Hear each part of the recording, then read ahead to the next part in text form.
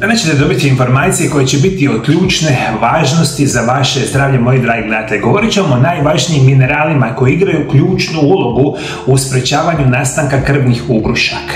Da, moji dragi gledatelji, zdrav način života i unos ciljanih prirodnih minerala smanjuje rizik od krvnih ugrušaka, a time smanjujete rizik od daleko najgorih bolesti modernog čovjeka. To će biti srčani udar, to će biti moždani udar. Dobro, pratite emisiju do kraja, mislim da će biti o ključne važnosti za vaše zdravlje. Danas otkrivamo najmoćnije minerale i biljke za čišćenje arterija nakon 50. godine života. Ako imate povišen kolesterol, osjećate umor, imate hladne ruke ili noge, ili ste zabrinuti za zdravlje srca, ostanite do kraja jer donosim konkretne preporuke, dnevne doze i 10 najboljih izvora u hrani najmoćnijih minerala. S godinama se naše arterije sužavaju zbog nakupljanja lošega kolesterola, kalcija i drugih tvari. To vodi do ateroskleroze, povišenog tlaka i povećanog rizika od srčanog i moždanog udara. Dobra verzija je da uz pravu kombinaciju minerala i biljaka arterije možemo očistiti, obnoviti i prije svega prevenirati nastanak tog lošeg kolesterola koji se nakuplja u našim krvnim žilama i koji sa vremenom radi loših naših životnih odluka dovodi do toga da ljudi umiru od srčanog i moždanog udara. Za sve vas koji ne znate, evo najnovije studije pokazuju, specijalno u Europi, od svih bolesti, a to ćemo shvatiti kao da postoji 100% bolesti u Europi, danas skoro 50% svih Evropljana umire od srčanog i moždanog udara. Jer to možete zamisliti, moji dragi gledatelji. Broj 1 uzrok smrti u cijelom svijetu, specijalno u Europi, će vam biti srčani i moždani udar i to će biti vezano za nakupljanje lošeg kolesterola u krvotoku. Moja prva preporuka je kalcij aspartat. On je ključ za zdrave arterije. Mnogi misle da je svaki kalcij isti, ali kalcij aspartat je posebna forma koja se odlično apsorbira i pomaže ukloniti loš kalcij iz arterije. Pravi kalcij ne stvara tlak, on ga čisti, a nedostatak kalcija zapravo potiče nakupljanje lošeg kalcija i ubrzava starenje krvnih žila. Preporučena dnevna doza je 800 do 1200 mg dnevno. Najbolji izvori iz hrane su sardine sa kostima, brokula, kelj, sezam, bademi, tahini, sir, jogurt, mlijeko, špinat i lisnato zelje. Kalcij aspartat najbolje uzimati uz vitamin D3 i K2 jer oni pomažu apsorpciji i pravilno taloženje kalcija u kostima, žilama, ali ne arterijama. Ja vam moji dragi gledatelji, u zadnjih 7 godina uopće nisam govorio. Govorio sam vam stotine video zapisa na mom kanalu o prirodnim načinima čišćenja arterija, međutim nisam spominjao najnovije studije koje govore da upravo kalcijev aspartat je ključan kalcij koji vama treba. I onda nije dovoljno da vi njega samo tako uzimate kao dodatak prehrani, uzimajte hranu što je super bitno, uvijek kombinirate sa vitaminom D3 i vitaminom K2, ovo vam je 3 savršena situacija da čistite krvne žile. Zapamtili, pišite, moji dragi gledatelji, pa idemo dalje. Drugi mineral koji igra ključnu ulogu u zaštiti srca i krvnih žila, to je čišćenju arterije, bit će krom. A specijalno ću vam preporučiti kromopikolinat, koji je čuvar metabolizma i kolesterola. Krompikolinat poboljšava osjetljivost na inzulin i sprečava pretvaranje šećera u loš kolesterol. Posebno je važan za osobe sa povišenim šećerom, dijabetesom ili prekomjernom tjelesnom težinom. Minimalna preporučena dnevna doza je 400 do 600 mikrograma kromovog pikolinata dnevno. Najbolji izvori su pivski kvasac, cjelovite žitarice, brokula, zelena paprika, jaja, piletina, govedina, jabuke sa korom, banane ili špinat. Krompikolinat možete uzimati uz doručak, a najbolje sa hranom bogatom proteinima kako bi se maksimalno apsorbirao.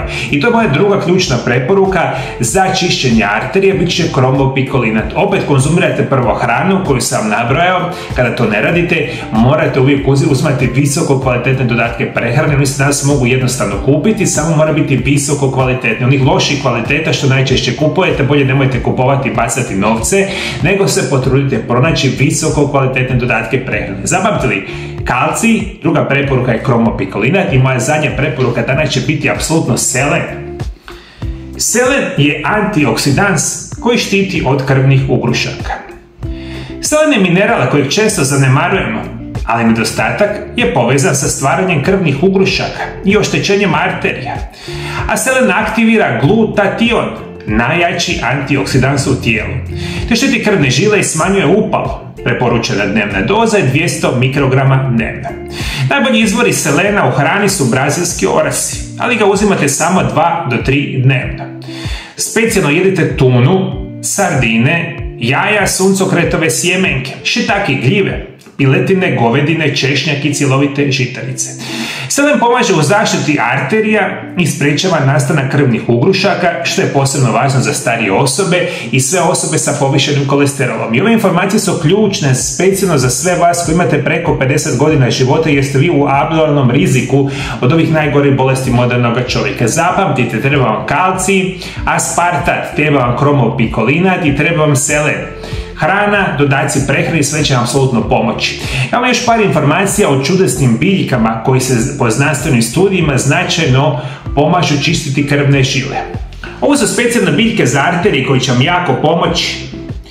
Prije svega ću vam preporučiti kainsku papriku, koja sadrži kapsaicin, poboljšava cirkulaciju, snižava krvni tlak i razrađuje krvne ugruške. Doza će biti 1/4 male žičice dnevno, te postupno smijete povećavati prema toleranciji. Druga preporuka je golden seal ili žuti korijen, specijalna biljka koja je bogata berberinom koji snižava kolesterol i podržava funkciju žila. Doza će biti od 300 do 500 mg ekstrakta dnevno. Savršena biljka će biti glog. Jača srce, štiti arterije i poboljšava protok krvi.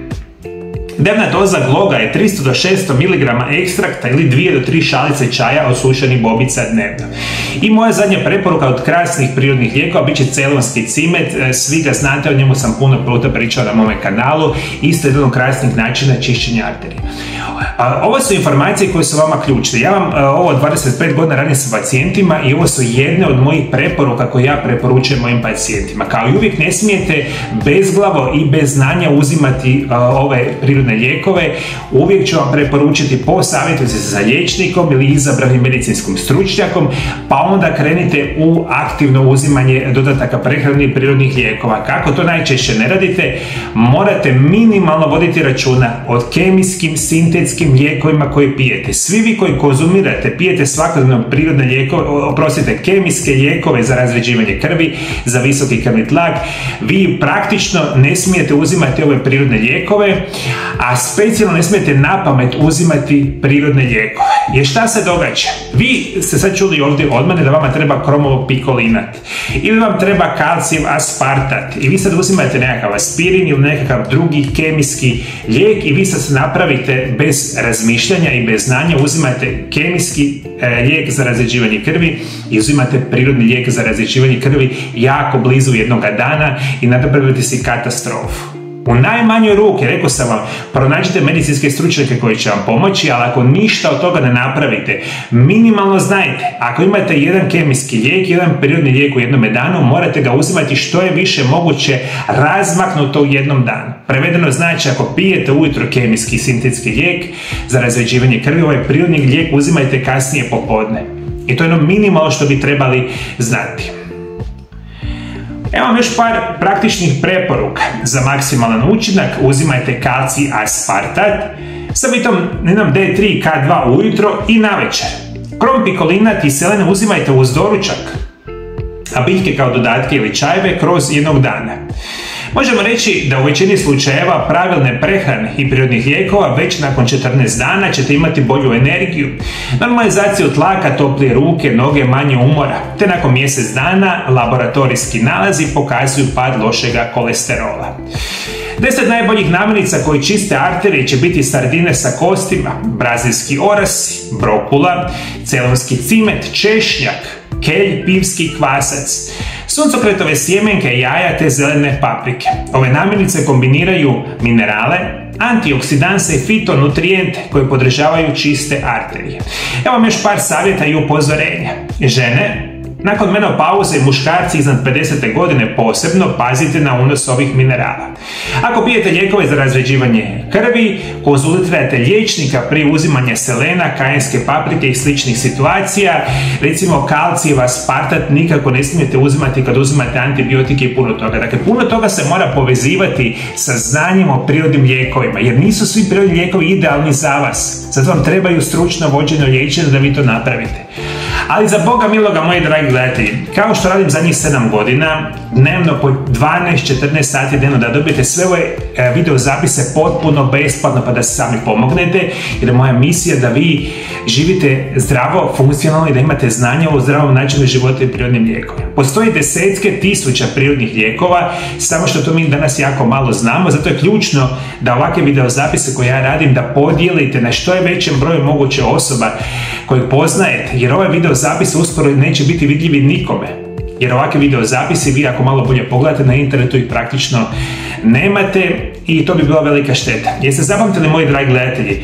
Treba vam specijalni minerali za zaštitu krvnih žila, bit će specijalno kalcij aspartat, kromopikolinat i selen. Savršena situacija. A prije nego što odete, moji dragi gledatelji, svi vi koji me pratite redovito, možda znate, ne znate, evo vidite ovdje iza mene imate križ, ja sam apsolutno veliki vjernik, cijeli moj život me vodi Isus, dragi Bog, Sveta Marija i sve ove terete, napore, rada svakodnevnog zadnjih 25 godina ne bi nikako napravio bez njih. I odlučio sam, iako to dugo vremena nisam radio, da ću vam početi na kraju emisije govoriti nekakve citate ili odlomke iz same Biblije, pa ću vam danas nešto govoriti, moji dragi gledatelji, iz Biblije. Govorit ćemo Evanđelje po Mateju. Sad ću vam pročitati jedan odlomak koji se naziva Evanđelje po Mateju 5:38 do 42.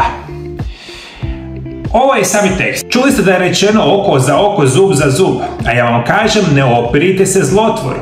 Naprotiv, udarajte tko po desnom obrazu, okrenimo i drugi. A tko bi te htio tužiti da se domogne tvoje košulje, podaj mu i ogrtač. Ako te tko prisili da ideš s njim 1 milju, hajde 2. A tko te moli, podaj mu, a tko hoće da mu pozajmiš, ne odbij ga. Ovaj odlomak uči nas nesebičnoj ljubavi i nenasilju. Umjesto osvete i tvrdog držanja prava, Isus poziva na prihvaćanje, popuštanje i davanje.